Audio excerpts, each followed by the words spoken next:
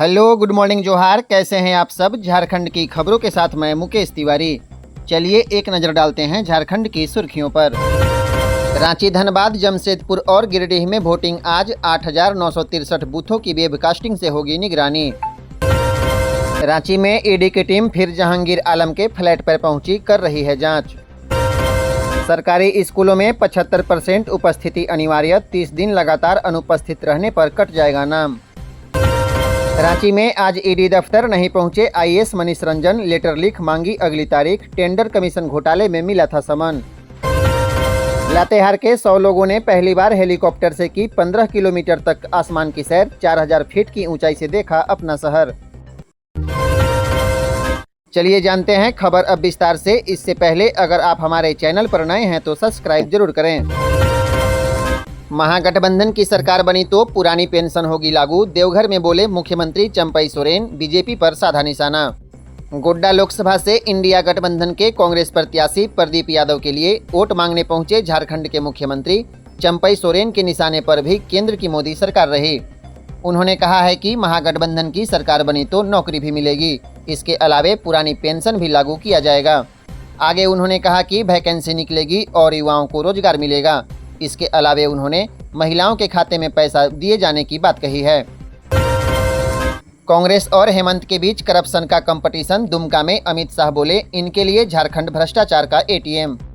केंद्रीय गृह मंत्री अमित शाह ने शुक्रवार को झारखंड के मधुपुर और दुमका में जनसभा को संबोधित किया। मधुपुर में जनसभा को संबोधित करते हुए उन्होंने कहा कि जो अपने बेटे, बेटी और भतीजे के लिए काम करता हो वह गोड्डा के गरीब, आदिवासी, पिछड़े वर्ग और दलितों का कल्याण नहीं कर सकता। आगे उन्होंने कहा कि आपका कल्याण सिर्फ प्रधानमंत्री नरेंद्र मोदी ही कर सकते हैं, क्योंकि 140 करोड़ भारतीय ही नरेंद्र मोदी का परिवार है। उन्होंने कहा कि कांग्रेस पार्टी के नेता मणिशंकर अय्यर हमें डरा रहे हैं कि पाकिस्तान के पास एटम बम है, उससे पीओके मत मांगो। मैं आज बाबा की भूमि से कह रहा हूं कि राहुल बाबा, हम भाजपा वाले हैं, हम एटम बम से नहीं डरते। पीओके भारत का है और रहेगा और इसे हम वापस लेकर रहेंगे। रांची, धनबाद, जमशेदपुर और गिरिडीह में वोटिंग आज सभी 8,963 बूथों की वेबकास्टिंग से होगी निगरानी। झारखंड के मुख्य निर्वाचन पदाधिकारी के रवि कुमार ने कहा है कि देश में छठे और झारखंड में तीसरे चरण के 4 संसदीय निर्वाचन क्षेत्रों के सभी 8,963 बूथों पर कंट्रोल रूम से वेबकास्टिंग से नज़र रखी जाएगी। जिला निर्वाचन पदाधिकारी अपने कंट्रोल रूम से यह जिम्मेदारी निभाएंगे। हर बूथ के अंदर और बाहर 4D कैमरे लगे हैं। सभी बूथों पर प्राथमिक सुविधाएं उपलब्ध कराई गई है। उन्होंने बताया कि सभी बूथों पर मतदान कर्मी पहुंच गए हैं। सभी बूथ पर पारामिलिट्री फोर्स की तैनाती की गई है। वे शुक्रवार को धुरुआ के निर्वाचन सदन में पत्रकारों से बातचीत कर रहे थे। उन्होंने बताया कि लोकसभा चुनाव 2024 के छठे चरण में सभी चरणों से अधिक 82,16,506 मतदाता हैं। रांची में ईडी की टीम फिर जहांगीर आलम के फ्लैट पर पहुंची, कर रही है जांच। ईडी की टीम ने शुक्रवार की शाम दूसरी बार जहांगीर आलम के फ्लैट में पहुंची और जांच कर रही है। आपको बता दें, जहांगीर समेत अन्य के ठिकानों से ईडी ने 37 करोड़ से अधिक का कैश बरामद किया था। जहांगीर झारखंड के मंत्री आलमगीर आलम के पीएस संजीव लाल का सहायक है। आपको बता दें, जहांगीर के ठिकानों से ईडी ने 32 करोड़ की राशि जब्त की थी। जहांगीर आलम के ठिकानों पर 7 मई को ईडी ने रेड मारी थी। इस मामले में प्रवर्तन निदेशालय ने संजीव लाल को गिरफ्तार किया था। सरकारी स्कूलों में 75% उपस्थिति अनिवार्य, 30 दिन लगातार अनुपस्थित रहे तो कट जाएगा नाम। मैट्रिक और इंटरमीडिएट परीक्षा 2024 में खराब प्रदर्शन करने वाले स्कूलों की जांच की जाएगी। इसमें देखा जाएगा कि परीक्षा में फेल रहे छात्र छात्राओं की स्कूल में उपस्थिति क्या रही थी। इससे संबंधित जांच रिपोर्ट झारखंड शिक्षा परियोजना परिषद ने सभी जिलों से तलब की है। राज्य परियोजना निदेशक आदित्य रंजन ने डीओ और डीएसी को पत्र लिखा है। पत्र में कहा गया है कि स्कूल में विद्यार्थियों की उपस्थिति पूरे शैक्षणिक वर्ष में 75% होना अनिवार्य है। कोई भी छात्र और छात्रा स्कूल में लगातार 30 दिन अनुपस्थित रहते हैं तो उनका नामांकन रद्द किया जा सकता है।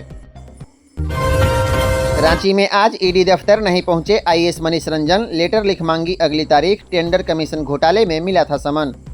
टेंडर कमीशन मामले में आईएएस मनीष रंजन को शुक्रवार को ईडी ने समन भेजकर पूछताछ के लिए बुलाया था, लेकिन मनीष रंजन ने एक सरकारी कर्मचारी से चिट्ठी भिजवाकर दूसरी तारीख मांगी है। ईडी को जो दस्तावेज मिले हैं उसमें एम का जिक्र है।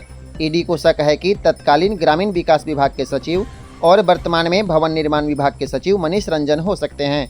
मनीष रंजन ग्रामीण विकास विभाग में सचिव के पद पर रह चुके हैं। टेंडर कमीशन मामले में इनकी क्या भूमिका रही, कमीशन में इनका कितना हिस्सा रहा, क्या डायरी में दर्ज कोड नेम इनका है, ऐसे कई सवालों के जवाब ईडी मनीष रंजन से मांगेगी। मनीष रंजन को अपनी और अपने परिवार के सदस्यों की आय और संपत्ति से संबंधित दस्तावेज भी साथ लाने को कहा गया है। आपको बता दें, झारखंड में मनीष रंजन तीसरे आईएएस अधिकारी हैं जो भ्रष्टाचार के मामले में ईडी के रडार में आ गए हैं। इससे पहले 2 आईएएस अधिकारी पूजा सिंघल और छवि रंजन इस वक्त जेल में हैं। लातेहार के 100 लोगों ने पहली बार हेलीकॉप्टर से की 15 किलोमीटर तक की आसमान की सैर। 4000 फीट की ऊंचाई से देखा अपना शहर। झारखंड के लोगों ने बुधवार को मुफ्त में हेलीकॉप्टर से यात्रा की। इनमें से कई लोगों ने हेलीकॉप्टर को कभी नज़दीक से भी नहीं देखा था, लेकिन उन्होंने भी हेलीकॉप्टर से 12 से 15 किलोमीटर तक उड़ान भरी। 4000 फीट की ऊंचाई से अपने लातेहार शहर को देखा। हेलीकॉप्टर में बैठने का सपना लातेहार शहर के अम्बा कोठी निवासी स्वर्गीय ब्रजेश सिंह और स्वर्गीय जयमाला देवी के छोटे बेटे अक्षय सिंह ने पूरा किया है। अक्षय दिल्ली में रहकर रेडबर्ड नाम से अपनी कंपनी चलाते हैं। अक्षय ने बताया कि उसे झारखंड में एयर एम्बुलेंस का काम मिला है। अब पलामू प्रमंडल में हवाई सेवा के विस्तार की कार्य योजना बना रहे हैं। आपको बता दें, अक्षय सिंह दिल्ली में रहकर रेडबर्ड नाम से अपनी कंपनी चलाते हैं। पिछले 10 वर्षों से चार्टर्ड विमान, एयर एम्बुलेंस और हेलीकॉप्टर सेवा मुहैया करा रहे हैं।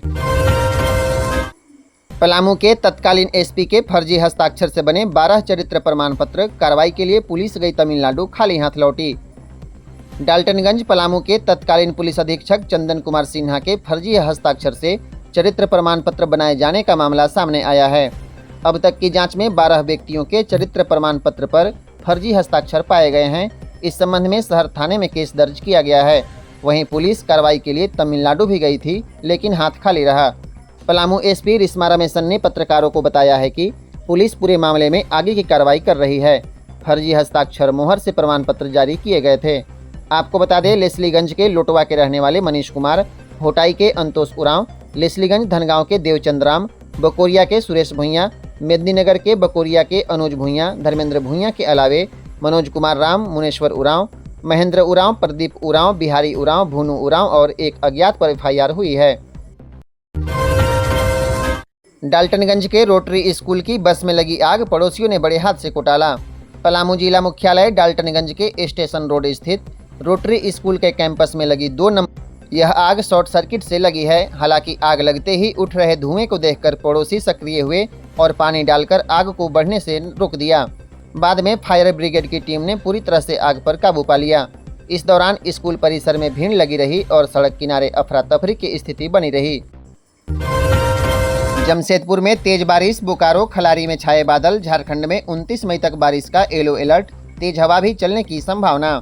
मौसम विभाग ने झारखंड के कई जिलों में 29 मई तक बारिश का येलो अलर्ट जारी किया है। इस दौरान हवा की रफ्तार भी तेज रहेगी, बिजली गिरने की भी संभावना जताई गई है। मौसम विभाग के मुताबिक प्रदेश के उत्तर पूर्वी, दक्षिणी और निकटवर्ती मध्य भाग में कई जगह गर्जन के साथ बारिश की संभावना है।